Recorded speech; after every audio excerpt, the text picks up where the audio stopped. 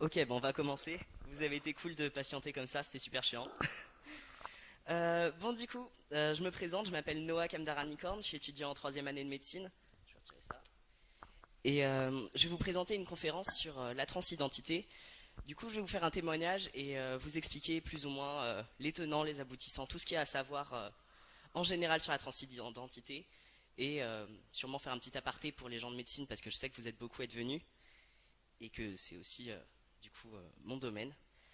Voici ma petite tête pour les gens qui n'auront pas le live sur Facebook.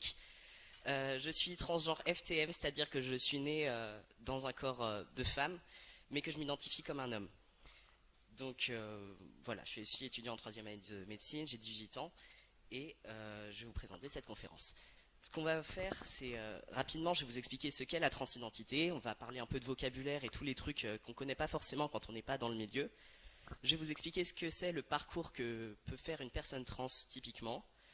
Et ensuite, des petits tutos pour savoir comment s'adresser correctement à une personne trans et comment on peut les aider. Alors, qu'est-ce que la transidentité? On va commencer par quelques définitions. Le sexe, c'est ce qu'on est de façon biologique, c'est-à-dire nos chromosomes, nos gènes, nos organes génitaux. C'est toutes les choses qui nous caractérisent au niveau naturel. Mais le genre, c'est ce qu'on est à l'intérieur. C'est quelque chose qui est social, c'est construit, et souvent, il n'est pas en adéquation avec son sexe biologique, beaucoup plus souvent que ce qu'on pense. L'identité de genre, c'est justement le rapport qu'on entretient avec son genre. C'est le fait de s'identifier comme un homme, comme une femme ou comme autre chose. Et ça n'a rien à voir avec l'orientation sexuelle, qui est du coup l'attirance qu'on peut éprouver pour les personnes du sexe opposé, du même sexe, etc. La transidentité, du coup, c'est le fait d'avoir une identité de genre en discordance avec son sexe biologique. Du coup, comme moi, naître dans un corps de femme ou dans un corps d'homme et se sentir l'inverse, ou se sentir autre chose.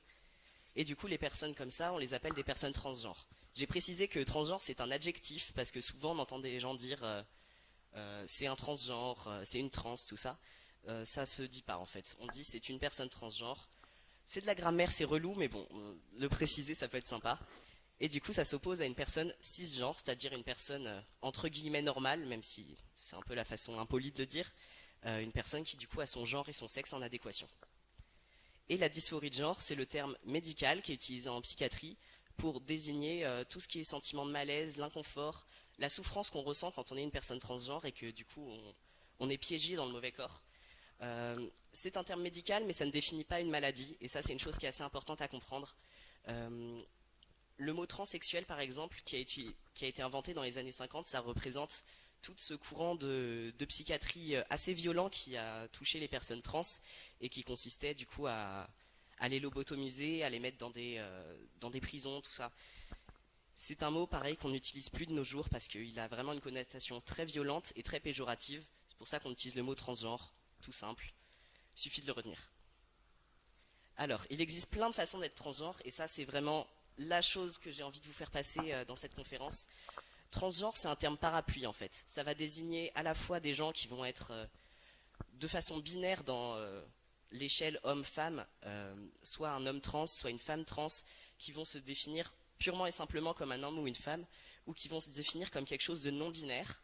Donc des gens qui vont dire qu'ils ont un genre fluide, qui n'ont pas de genre, ou alors qui s'apparentent aux deux, plus ou moins.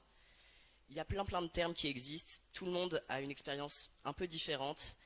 Je vous demande pas forcément de les retenir, on n'est pas en cours, mais sachez que voilà, être un homme, une femme ou être non binaire, c'est quelque chose de très varié. C'est un véritable spectre et toute personne transgenre est différente et aura un rapport différent avec son genre, avec son corps et avec ce qu'ils attendent pour leur transition. Du coup, qu'est-ce qu'un homme transgenre? C'est-à-dire un FTM, c'est une personne comme moi qui va être née dans un corps féminin, on va dire qui est assigné femme à la naissance et qui s'identifie comme un homme. Alors, il y a souvent des personnes qui vont utiliser les pronoms il, lui, enfin, comme un homme un peu lambda. Et en abréviation, on les appelle souvent FTM pour female to male, ou on peut aussi les appeler des personnes transmasculines. Alors, je vous ai mis deux exemples d'hommes transgenres assez connus, enfin en tout cas que moi je connais. Il y en a un qui est du coup youtubeur sur YouTube. Il est tard, on se calme. Et un autre qui est mannequin, qui a été le premier homme trans à apparaître sur la couverture de Men Health, on s'en fout. Mais voilà, c'est ce à quoi ressemble un homme transgenre, donc une personne tout à fait lambda qu'on peut ne même pas repérer dans la population. C'est aussi l'une des choses que j'ai envie de vous faire passer à travers cette conférence. Une personne trans, c'est pas forcément écrit sur sa tête qu'elle l'est. C'est vraiment des personnes comme vous et moi, et voilà. Une femme transgenre, ça va être du coup l'inverse. Une femme, une personne qui s'identifie comme femme, mais qui est née dans un corps assigné homme. On les appelle MTF, pour male to female, ou alors des personnes transféminines. Et voici deux exemples assez connus. Nikki Tutorials sur YouTube et Marsha Johnson, qui est une militante très importante pour les droits LGBT, qui a notamment lancé la révolte de Stonewall, qui a lancé la Gay Pride. Et voilà, ce sont deux exemples de femmes qui sont assez connues dans le milieu. Et aussi, on peut parler des personnes non binaires, du coup, qui vont pouvoir être nées soit dans un corps assigné homme, assigné femme, ou être intersexes, et qui vont s'identifier avec, sur le spectre du genre, un peu où elles le sentent. Il y a plein de mots qui existent pour caractériser tout ça. Ces personnes-là peuvent aussi utiliser tous les types de pronoms, donc il, elle classiquement, ou alors des néopronoms comme yel, à elle et lui, et il en existe une multitude. C'est des personnes qui vont vraiment se définir de façon très très individuelle, selon leur confort, selon leur volonté, selon la vision qu'elles ont d'elles-mêmes. Et du coup, il n'y a pas vraiment de secret pour savoir comment s'adresser correctement à une personne non binaire, il suffit de lui demander. C'est con comme ses pieds, mais c'est comme ça. On peut utiliser les abréviations FTX, MTX, NBI pour NB en anglais. Pareil, il en existe plein. C'est le spectre de la binarité humaine qui est incroyablement large. Voici quelques exemples de personnes non binaires assez célèbres. Donc ici Tchelaman, qui est un acteur, Janelle Monáe, Matt Bernstein, qui est influenceur sur Instagram, Demi Lovato, Sam Smith, Elliot Page, Jonathan Van Ness de Queer Eye. Vraiment, il y a énormément de personnes non binaires, sûrement beaucoup aussi qui ne le savent pas ou qui s'en sont jamais rendus compte. Et toutes ces personnes-là vont utiliser des pronoms différents, donc soit que il, soit que elle, soit il, elle, yel, indéfiniment. Bah, voilà, c'est vraiment quelque chose de très très varié. Quelque chose d'aussi assez important à comprendre, c'est que l'identité de genre et l'expression de genre, c'est vraiment des choses très très différentes. L'identité de genre, du coup, c'est ce qu'on ressent au fond de soi-même. Est-ce que je suis un homme, une femme, une personne non binaire, etc. Et l'expression de genre, c'est ce qu'on va renvoyer aux autres de façon sociale. Donc ça peut être sa coupe de cheveux, sa façon de s'habiller, sa façon de parler, si on met du maquillage, des bijoux, des tatouages, les pronoms qu'on utilise, ses goûts. C'est vraiment quelque chose d'extrêmement large qui représente est-ce qu'on ressemble plus à un homme, plus à une femme. Et ça, pareil, ça n'a aucun rapport avec l'identité de genre. Voici du coup un exemple assez parlant. The Rock, Jimin de BTS sont tous les deux des hommes, cis, hétéros sûrement, je sais pas trop. Et pourtant ils se ressemblent pas du tout. Il y en a un qui est extrêmement viril avec des tatouages et des muscles, l'autre qui va porter du maquillage et des choses beaucoup plus féminines traditionnellement. Les personnes trans, c'est exactement pareil. On a le droit de s'exprimer de la façon dont on veut. Il y aura sûrement des femmes trans qui vont jamais mettre de robe de leur vie, qui vont garder les cheveux courts, des hommes trans qui vont au contraire porter du maquillage. Ça n'a aucun rapport avec son identité profonde et c'est quelque chose qui est purement personnel, purement une question de goût. Donc voilà, si vous rencontrez une personne trans mais qui ressemble beaucoup à son genre, enfin son sexe de naissance et pas vraiment à son genre de destination, si je peux m'exprimer comme ça, il ne faut pas penser pour autant que c'est faux ou que c'est une personne qui ment ou quoi que ce soit. C'est juste la grande variabilité de l'espèce humaine qui est telle qu'elle est. Ça marche pas. Alors, voilà, on va passer un peu plus au cœur du sujet. À quoi ressemble typiquement le parcours d'une personne trans? Je vais parler essentiellement de mon expérience qui du coup ne reflète que moi. Beaucoup de gens vont avoir un parcours très différent, mais au moins, pour ceux qui veulent, vous aurez un exemple de ce qu'on peut vivre. La première étape, ça va être de découvrir qui on est. C'est souvent quelque chose qui est assez difficile à vivre parce que ça fait référence à une période extrêmement stressante, extrêmement douloureuse de la vie d'une personne. mais ça peut aussi être quelque chose d'extrêmement joyeux une fois qu'on s'en rend compte. Il y a beaucoup de gens qui vont dire bah, le jour où j'ai appris ce que c'était la transidentité, où j'ai appris qu'on pouvait changer de sexe comme ça, et bah, j'ai été extrêmement heureux de découvrir que j'étais pas tout seul. Mais il y a aussi beaucoup de gens pour qui c'est une expérience très très douloureuse et très honteuse à vivre. Voilà, pareil, tout le monde est différent. Il n'y a pas du tout d'âge pour découvrir son identité. Il y en a qui vont, dès qu'ils savent parler, dire oui, je suis un garçon, alors que non, c'est une fille. Voilà, c'est quelque chose de pareil, très très variable. C'est le truc un peu rigolo quand on demande à des personnes queer quand est-ce que tu t'en es rendu compte, c'est que souvent il y a plusieurs écoles, ceux qui l'ont toujours su, ceux qui s'en sont rendus compte un peu plus tard, genre à l'adolescence quand il y a les hormones qui chatouillent, ou alors avec des événements un peu nuls, par exemple à cause des paquets de caleçons Dim dans les supermarchés ou à cause de Sam des Totally Spies. Personnellement, je fais partie de la troisième catégorie et je l'ai découvert à cause de cet homme qui, j'espère, vous rappelle quelque chose. Voilà, on était en l'an de grâce 2012, j'avais 10 ans, et je me suis mis à chialer purement et simplement en regardant ce clip, parce que il a une super barbe et une magnifique chemise bouffante, alors comprenez, ça fait quelque chose. Ensuite, il y a eu plusieurs autres événements comme ceux-là, qui, pareil, ont entretenu mon rapport au genre un peu compliqué. On remarque une certaine tendance pour les hommes en costume d'époque avec des épées. Euh, c'est toujours pas parti, mais je fais en sorte que. Donc voilà, je m'en suis rendu compte quand j'étais assez jeune, mais beaucoup moins jeune que d'autres. Et c'était une période voilà, où je savais que les personnes transgenres existaient parce que j'avais une énorme addiction à Internet pour apprendre des trucs. Mais j'ai pas fait le rapprochement tout de suite avec moi-même. Je me suis juste dit, bah, ces hommes sont beaucoup trop cool, je veux être comme eux. Mais j'avais pas encore intégré le fait que j'étais un garçon profondément. Donc voilà, il y a eu une période assez longue de questionnement, de déni, où je pleurais tous les soirs avant de m'endormir. Yes. Euh, et je comprenais pas vraiment qui j'étais et pourquoi est-ce que je ressentais ce genre de choses. Mais ça a fini par se débloquer au bout de plusieurs années à porter des robes et à essayer de faire semblant d'être une fille pour être heureux, mais ça marchait pas.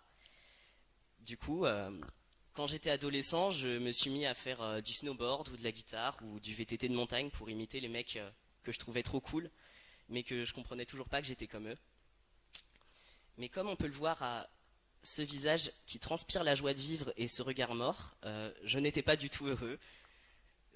La seule chose que j'attendais quand j'étais en cours, c'était de pouvoir rentrer chez moi, me foutre dans ma chambre, un bonnet sur la tête et cacher mes cheveux dedans. Et jouer aux jeux vidéo jusqu'à ce que ce soit l'heure de dormir pour en quelque sorte oublier l'existence et le fait que j'étais extrêmement dépressif. Euh, mais c'est pas grave parce que du coup, une fois qu'on l'a compris, on peut faire son coming out, on peut en parler et on peut faire en sorte que ça aille mieux. Donc c'est souvent la partie la plus effrayante de tout ce parcours parce qu'on ne sait pas comment vont réagir les gens, on ne sait pas si on va garder ses parents, garder ses amis, on ne peut pas deviner ce genre de choses à l'avance. Mais quand on est entouré des bonnes personnes, c'est aussi ce qui fait toute la beauté du parcours. Être trans aussi, c'est être un peu en phase de coming out constant. Donc c'est présenter sa pièce d'identité au videur de la boîte de nuit qui veut pas te laisser rentrer parce qu'il croit que c'est celle de ta grande sœur, ou c'est devoir jongler avec la meuf de la poste qui veut pas te rendre ton colis. Donc toujours devoir expliquer un peu son existence et en fait je m'appelle pas comme ça, mais bon, c'est chiant, c'est dangereux, c'est très très chiant, mais on doit faire avec parce que c'est comme ça. Et une fois qu'on a fait son coming out, ce qui est cool, c'est que on peut commencer sa transition. Alors il existe plusieurs types de transitions. La transition sociale qui va correspondre à annoncer son nouveau prénom à ses parents ou demander aux gens de t'appeler il ou elle, couper ses cheveux, s'acheter des nouveaux vêtements. Il y a la transition médicale que tout le monde connaît en quelque sorte avec les fameuses opérations, les hormones. Et la transition administrative qui est de loin la pire, où tu fais changer tes papiers. Euh, Ce qu'on souhaite dans la transition, ça peut vraiment être du tout au tout. Soit on fait tout, soit on fait rien du tout. Soit on demande juste à son entourage de changer son prénom, soit vraiment on va du début à la fin jusqu'à l'opération génitale. Ça dépend des gens, parce que les expériences sont aussi diverses que les gens qui composent notre communauté et l'arc-en-ciel est rempli de couleurs différentes. Voici quelques outils qui sont très très utiles pour les personnes trans pour faire leur transition sociale. Je vous les présente rapidement. Voici du coup un binder, c'est ce qui permet aux FTM de cacher leur poitrine. Ça a un peu la texture d'un maillot de bain et ça plaque les tissus contre le corps, comme ça on voit plus rien. Ça, c'est très noir, donc vous voyez que dalle. Mais c'est une culotte pour MTF qui permet de faire du tucking, c'est-à-dire de cacher son pénis entre ses jambes pour qu'il se voit plus quand on porte un pantalon. Ça, au contraire, c'est ce qu'on appelle un packer.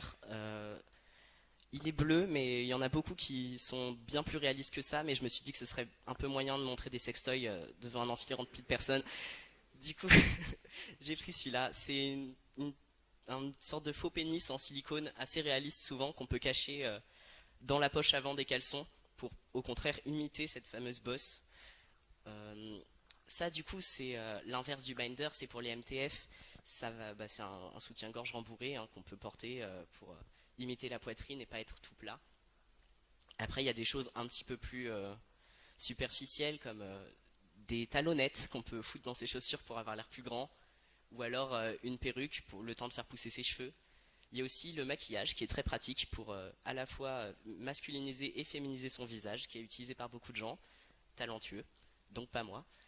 Euh, et l'expérience, je pense, la plus universelle, que ce soit MTF, FTM ou non-binaire, c'est le fameux hoodie de dépression qu'on porte quand on a vraiment envie de disparaître et de ne plus se faire repérer par les gens. Très pratique, très confortable, insupportable en été. Alors voici un peu ma petite tête quand j'ai commencé à faire ma transition sociale. Alors j'ai fait mon coming out quand j'avais 15 ans. Et à l'époque, j'avais toujours pas pris d'hormones ni rien du tout. J'étais vraiment au début du process. J'ai commencé à... La première chose que j'ai fait, c'est couper mes cheveux. C'était un raté. Je me suis fini avec un superbe mulet. Mais j'étais content, donc c'est pas grave. Voilà, donc... Commencer sa... Arrête de faire des snaps. Commencer sa transition, c'est apprendre tout plein de nouveaux codes de la société auxquels on se rend compte qu'on n'a jamais été éduqué. Parce qu'au final, la socialisation entre un homme, une femme, c'est des choses qu'on apprend tout petit et on se rend pas compte qu'on connaît que dalle quand on a 15 ans et qu'on essaie désespérément de passer pour ce qu'on est au final. C'est pour ça que je suis allé habillé de cette façon à mon bal de promo de terminale. I2, je sais. Mais c'est pas grave, j'étais content, pareil. Ou alors que j'ai passé toute ma première année de fac à venir comme ça, en mode je suis très badass pour faire viril. Donc je portais des pantalons très très larges pour cacher mes hanches et tout en noir pour qu'on voit plus rien de mes formes. Mais c'était pas grave parce que je me sentais vraiment bien, je me sentais comme moi et je suis allé pour la première fois à la Gay Pride avec mon petit frère en affichant mes couleurs, c'était vachement sympa. Euh, Mais c'est pas grave parce que quand on devient plus grand, quand on apprend toutes ces choses, on finit par mieux comprendre, par réussir à s'habiller correctement, on arrête d'être gênant et un petit peu trop. C'est des choses auxquelles il faut être éduqué. Et aussi, d'une certaine façon, on apprend à s'accepter, et ça c'est beau. Pareil, ça marche pas. Maintenant, on va parler un petit peu de ce qui est parcours médical. Alors là, ça va être la partie un peu relou où du coup, je vais vous expliquer ce qui est la différence entre un parcours public et un parcours privé. Ce qu'il faut savoir, c'est que la transition médicale, c'est quelque chose d'extrêmement mal remboursé. La Sécu nous aime pas visiblement, et du coup, on doit faire des procédures dans tous les sens pour se faire rembourser ces choses affreusement chères qui n'ont pas lieu d'être. Le seul établissement public qui est à 100% remboursé par la Sécu, c'est ce qu'on appelle la SOFECT. C'est la Société française d'études et de prise en charge du transsexualisme. Ça annonce la couleur. C'est du coup une sorte d'organisme autoproclamé expert en transidentité qui est implanté dans quelques CHU des grandes villes. Et malheureusement, c'est des médecins qui sont extrêmement connus pour leur transphobie.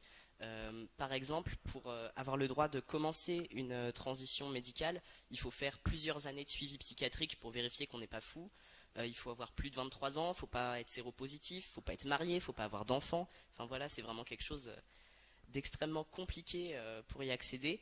Et aussi, c'est des médecins qui méprisent à 100% leurs patients et qui les prennent pour des pervers sexuels. Donc malheureusement, il y a beaucoup de gens qui tombent dans les griffes de ce système-là parce qu'ils n'ont pas le choix en termes de moyens. C'est reste quand même quelque chose d'extrêmement onéreux. Mais il y a aussi beaucoup plus de médecins qui deviennent safe à l'extérieur, donc dans un parcours privé, où au contraire on choisit les gens à qui on a envie d'avoir affaire. On peut choisir son chirurgien selon son expérience, selon son prix, selon plein de choses.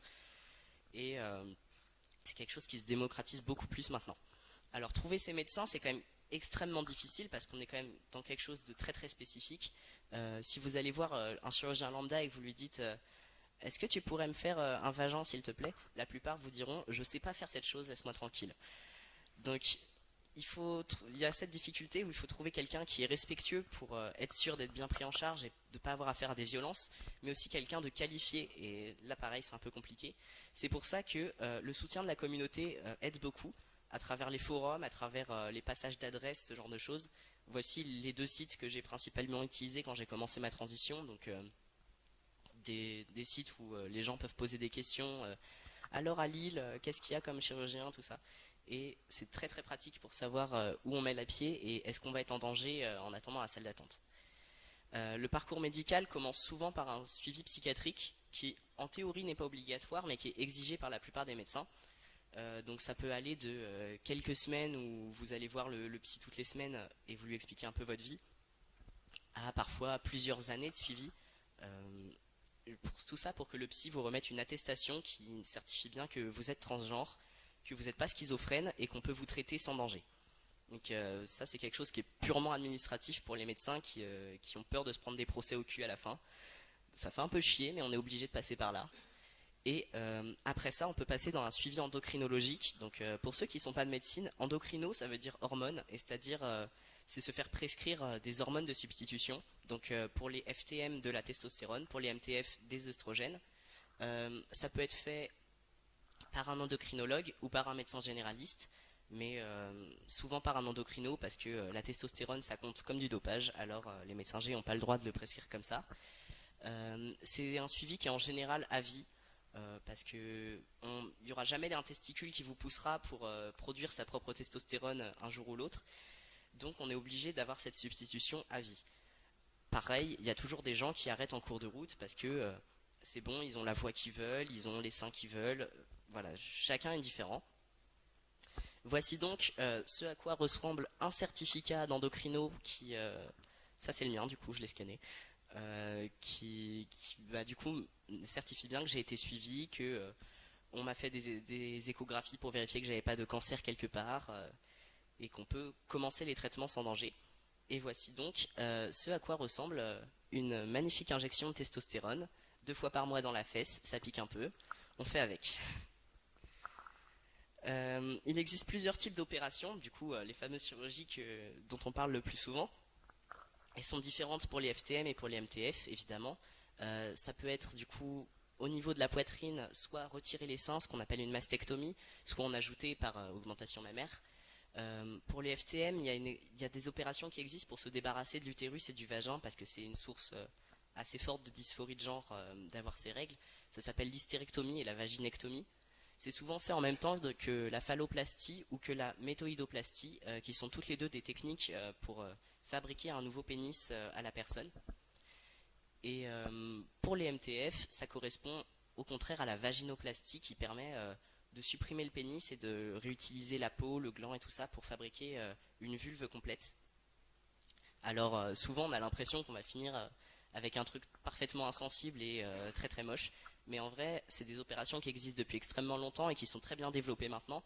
Du coup on a des résultats assez proches de la réalité et on va pas se plaindre quoi. Pour les MTF il existe aussi la laryngoscopie qui est une opération qui permet de gommer la pomme d'Adam parce qu'il y a beaucoup de gens pour qui elle est assez proéminente et du coup ça fait un peu tache sur un visage féminin. Pareil, on peut faire certaines opérations de chirurgie esthétique pour féminiser le visage, pour gommer un peu la mâchoire, les pommettes, tout ça. Et dans les 2 cas, on peut utiliser la liposuction pour retirer les graisses qui sont à des endroits un peu trop genrés pour les déplacer ailleurs. Ça reste des opérations qui sont extrêmement onéreuses, qui sont souvent pas remboursées, notamment pour tout ce qui est chirurgie esthétique de confort, on va dire. Et du coup, il y a énormément de personnes qui n'y ont pas accès. En soi, si elles le vivent bien, tant mieux pour elles, mais beaucoup aussi le vivent assez mal, donc c'est pour ça qu'ils sont obligés de passer par la SOFECT pour se faire rembourser. Mais en soi, se faire opérer, c'est pas un but dans une transition de genre. On n'est pas là à attendre tous les jours quand est-ce que je vais avoir ma nouvelle bite. Voilà, on reste transgenre, peu importe ce qu'on a et à ce à quoi on ressemble. Tout le monde est différent, tout le monde a des attendus différents. C'est aussi quelque chose de dangereux pour la santé. On peut avoir des infections, on peut avoir des résultats, on peut perdre du sang. Enfin, tout le monde n'a pas envie d'en passer par là, et ça, c'est aussi une chose qu'il faut bien comprendre quand on n'est pas transgenre. Voici ma petite tête de drogué à la morphine quand je suis sorti de l'hôpital. Je me suis fait opérer il y a 3 semaines. Donc ça fait plus de 3 ans que je suis dans le parcours médical. Donc j'ai fait 7 ans d'hormonothérapie. 7 mois, je suis con. Je suis hormoné depuis 7 mois et je suis opéré depuis 3 semaines. Personnellement, je considère que j'en ai fini pour ma transition. Je vais continuer la testostérone à vie parce que une couille ne va pas me pousser dans la nuit. Mais personnellement, je suis satisfait avec ce que j'ai et ce à quoi je ressemble. Pareil, on n'a pas tous envie de devenir un énorme mec musclé qui ressemble à un frigo. On peut tous avoir des attendus différents. Euh, donc voilà, je suis allé dans un hôpital à Paris. J'ai de la chance d'avoir des parents qui ont réussi, enfin, qui m'ont accepté parce que c'est la tradition bouddhiste. On soutient les personnes, peu importe ce à quoi elles ressemblent. J'ai aussi de la chance, je sais, d'avoir des parents qui peuvent me soutenir financièrement pour aller à Paris toutes les 2 semaines faire des consultations post-opératoires, pour rencontrer des nouveaux chirurgiens et tout ça. Et beaucoup de gens n'ont pas accès à ce genre de choses. Euh, du coup, c'est pour ça que la bienveillance envers les personnes transgenres n'a pas toujours les relancer. Alors, quand est-ce que tu fais ton opération? C'est quelque chose d'important parce que on n'a pas tous les mêmes chances dans la vie et on n'a pas accès forcément à ce qu'on veut. Donc, soyez cool, s'il vous plaît. La transition administrative, qui est du coup l'enfer sur Terre. Avant 2017, c'était obligé de faire un parcours médical complet, du coup avec les coûts, les risques et tout ça, tout ce que ça implique, pour avoir le droit, ne serait-ce que de faire changer son prénom sur sa carte d'identité. La France a été condamnée par la Cour européenne des droits de l'homme, parce que ça correspond clairement à une violation des droits de l'homme d'obliger les gens à se faire stériliser pour avoir le droit de changer de carte d'identité. Et depuis, on peut faire changer son prénom en mairie et changer ses marqueurs de sexe sur sa carte d'identité par un tribunal de grande instance. Perso, je ne l'ai pas fait parce que flemme d'avoir affaire à l'administration française, mais un jour faudra bien. Souvent, c'est la pression de la société, de la dame de la poste et du videur de la boîte de nuit qui vous oblige à faire ce genre de démarche parce que, en soi, on vit très bien avec son vieux prénom écrit sur sa carte d'identité. Et aussi, une fois qu'on a fait changer tous ces papiers, on est obligé de faire changer carte vitale, banque, assurance, abonnement de téléphone. Et pareil, quand on est obligé d'appeler 400 000 personnes différentes pour changer un pauvre papier qui pourrait être fait en 5 minutes, ça donne pas trop envie. Donc pareil, si une personne transgenre fait tomber son passeport devant vous, soyez sympa, l'ouvrez pas en en lui rendant. Là, c'est le moment où je vais parler un peu plus pour vous. Comment est-ce qu'on peut s'adresser correctement à une personne trans? Euh, pour tout ce qui est prénom, pronom, néopronom et tout le bordel, le plus simple et le plus efficace, c'est encore de demander à la personne ce qu'elle veut. Comment est-ce que tu veux que je t'appelle? Tu viens de me faire ton coming out, ok. Est-ce que je dois changer le prénom avec lequel je te nomme? Il faut demander parce que certaines personnes vont garder leur ancien prénom, certaines vont vouloir le changer du tout au tout. Et parfois, les gens changent d'avis en cours de route. Donc si votre petit cousin vient vous voir en disant ok, bon, maintenant tu m'appelles plus Julie, tu m'appelles Julien, et 3 semaines après, en fait Julien ça me va pas, appelle-moi Mathéo à la place, il faut pas avoir l'impression que c'est quelqu'un qui est volatile et qui change d'avis toutes les 4 secondes. C'est juste que c'est assez compliqué quand on est tout seul dans sa tête de comprendre ce qu'on veut vraiment, et c'est souvent le soutien des autres qui vont nous permettre de comprendre ce qu'on veut. Pareil, les pronoms, si quelqu'un vous dit ok, bah maintenant tu m'appelles elle, et en fait 6 mois plus tard, maintenant c'est Yel parce que elle ça me correspond pas, c'est pas une phase, c'est pas que on vous a menti, c'est pas que c'est faux, c'est juste que c'est quelque chose de compliqué et il faut comprendre tout ça. La règle numéro 1 quand on s'adresse à une personne transgenre, c'est de ne pas la mégenrer, c'est-à-dire de ne pas utiliser le mauvais pronom intentionnellement ou pas intentionnellement, et de ne pas employer son ancien prénom, souvent qu'on appelle le dead name, pour le nom mort, celui qu'on n'utilise plus, que ce soit en face à face ou même dans son dos, parce qu'il y a aussi beaucoup de gens qui vont dire alors ta sœur, comment elle va? Bah en fait c'est plus ma sœur, c'est mon frère maintenant. Euh, c'est une question de respect assez basique. Si ça arrive de se tromper, parce que ça arrive à tout le monde, surtout quand c'est quelqu'un qu'on connaît depuis longtemps, euh, ce qui gêne le plus en général, c'est les gens qui vont en faire des caisses. Oh, excuse-moi, je suis désolé, je voulais pas te blesser. T'es pas une fille, hein, t'es vraiment un garçon, je te vois comme un garçon. Ils en font des tonnes et du coup, c'est ça qui fait le plus mal. Euh, Si vous vous trompez un jour, excusez-vous rapidement, continuez la discussion. C'est pas grave, on va pas en mourir. Mais juste reconnaissez que vous avez fait une erreur. Ça, c'est la moindre des politesses. Euh, Aussi, tout ce qui est indiscrétion, tout ce qui est alors t'as quoi entre les jambes, est-ce que tu pourras me dire ton ancien prénom, est-ce que tu pourras me montrer des photos de toi avant, est-ce que tes parents ils l'ont bien pris ou est-ce qu'ils t'ont jeté dehors, bah tout ça c'est des choses qui sont plus ou moins violentes à dire et ça se fait pas en fait, juste. C'est des questions qui sont extrêmement intimes, qu'on n'a pas forcément envie de discuter à la caisse du supermarché avec un inconnu. Euh, Ça, c'est vraiment des choses à bannir. Si jamais vous avez la tentation de demander, ne le faites pas, à moins que vous soyez absolument certain que la personne soit d'accord, même si on peut jamais vraiment en être sûr. Euh, Il y a aussi des expressions du langage courant, en quelque sorte, qui sont à proscrire, comme ah, alors j'ai vu un homme en robe aujourd'hui, enfin, pour parler d'une femme trans, ou alors tout ce qui est ladyboy, drag queen, travesti, hermaphrodite. C'est des termes qui sont extrêmement péjoratifs, extrêmement connotés avec du mépris. En fait, quand vous avez une femme trans en face de vous, vous avez une femme. Il ne faut pas se dire ah, c'est une ladyboy, c'est une femboy, c'est je sais pas quoi. C'est une femme, c'est un homme, c'est une personne non binaire. Ça reste une personne comme toutes les autres. Et utiliser ce genre de termes qui sont très péjoratifs, c'est une forme de transphobie banalisée et que souvent les gens ne s'en rendent pas compte. Ça part pas d'une mauvaise intention, mais qu'il faut bannir aussi. Comment est-ce que vous pouvez aider les personnes trans de votre entourage? Le plus simple, c'est d'être un bon allié pour cette personne, se renseigner sur ce que c'est la transidentité, poser des bonnes questions à la personne, donc voilà, pas des questions irrespectueuses, mais des questions comment est-ce que tu voudrais que je t'appelle, qu'est-ce que tu vois pour toi dans l'avenir, se renseigner tout simplement.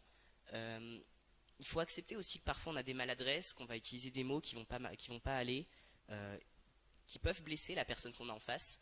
Et il faut le reconnaître parce que souvent ça ne part pas d'une mauvaise intention, mais l'effet est quand même là, ça reste violent pour la personne à qui on parle. Et l'important c'est de ne pas répéter ce genre d'erreur. Et surtout, je pense le plus important c'est de rester bienveillant envers les gens qu'on a en face, que ce soit dans les toilettes publiques, si vous voyez une personne extrêmement masculine qui se présente avec un tampon à la main dans les toilettes des femmes, le dévisagez pas, c'est un mec qui a ses règles, c'est bon, tout va bien se passer.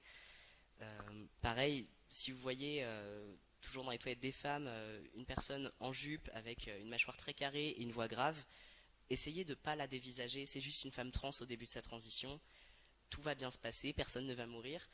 Euh, et c'est tout aussi inconfortable pour elle, peut-être même voir plus que pour les gens autour. Donc c'est vraiment la bienveillance qui va faire que tout le monde va bien s'en sortir à la fin. Pareil dans les magasins de vêtements, si vous voyez quelqu'un qui essaie des robes, qui essaie des pantalons cargo et tout, et que vous dites bah ça correspond pas trop à son style, toujours il faut rester bienveillant parce que vous savez pas qui vous avez en face de vous, c'est peut-être quelqu'un de très jeune qui veut essayer des choses, qui veut juste se sentir bien dans sa peau. Faut accepter, il faut ne pas dévisager ce genre de choses. Pareil à la salle de sport, pareil chez le médecin. Si vous voyez un mec dans la salle d'attente du gynéco, pas de panique. Il n'est pas là pour vous agresser, pas forcément. Euh, Ce sont des choses qui arrivent. Certains hommes ont des utérus, certains hommes ont des chattes, et c'est comme ça. Euh, il faut lutter contre la transphobie aussi.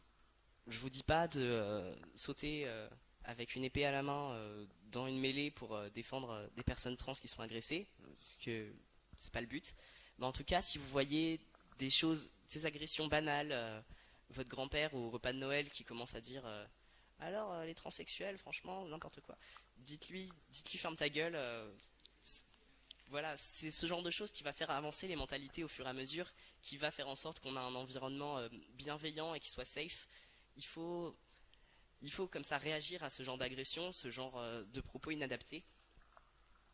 Ça vous coûte pas forcément grand chose et au final, c'est toute une société qui avance en même temps. Euh, Pareil, essayez de soutenir les associations dans leur combat, essayez de signer des petites pétitions qu'on vous envoie sur Facebook ou de venir à la Gay Pride manifester. Il y a beaucoup d'associations qui existent, qui soutiennent les personnes trans, les personnes LGBT en général. J'en ai mis quelques-unes que je connaissais, je les connais pas beaucoup parce que j'avoue, je dis ça, mais je suis investi dans aucune association perso. Euh, mais voilà, si vous voyez une manifestation en ville et que vous avez 5 minutes, allez leur parler, essayez d'apprendre des nouvelles choses. Ça leur fera toujours plaisir, ça les aidera toujours. Et petit message pour les copains de médecine, parce que je sais que vous êtes nombreux, ça me fait super plaisir. Si vous rencontrez des patients trans dans votre pratique, voici du coup quelques petits tips pour que tout se passe bien. Euh, le plus important, donc, comme je l'ai dit au début, c'est de lui demander comment s'adresser correctement à la personne. Est-ce que vous devez changer le prénom que vous avez noté sur votre dossier? Est-ce que vous devez préciser si je dois dire il, elle, yel, etc. Demandez-lui, si vous êtes son médecin généraliste, quels sont ses objectifs, ses attentes en termes de transition, si vous pouvez l'aider. Est-ce que vous pouvez lui faire un petit certificat pour aller voir un psychologue? Est-ce que vous pouvez lui prescrire des hormones comme ça qui pourraient lui permettre de commencer sa transition? Euh, et si vous voyez un enfant, un adolescent ou une personne vulnérable, demandez-lui bien si ses parents sont au courant, si vous ne le mettez pas en danger en l'appelant par son nouveau prénom en face de ses parents ou de son tuteur. Et si il est en sécurité avec eux, euh, si peut-être, je sais pas, il faudrait alerter les services sociaux si jamais il se fait jeter de la maison alors qu'il a 12 ans, ou enfin, voilà. C'est aussi notre rôle de médecin, de futur médecin, d'aider les gens qu'on va rencontrer. Et ça, je pense que ce sont des questions assez simples à poser qui peuvent quand même faire beaucoup. Et surtout, si vous rencontrez des patients trans, traitez-les comme des personnes normales.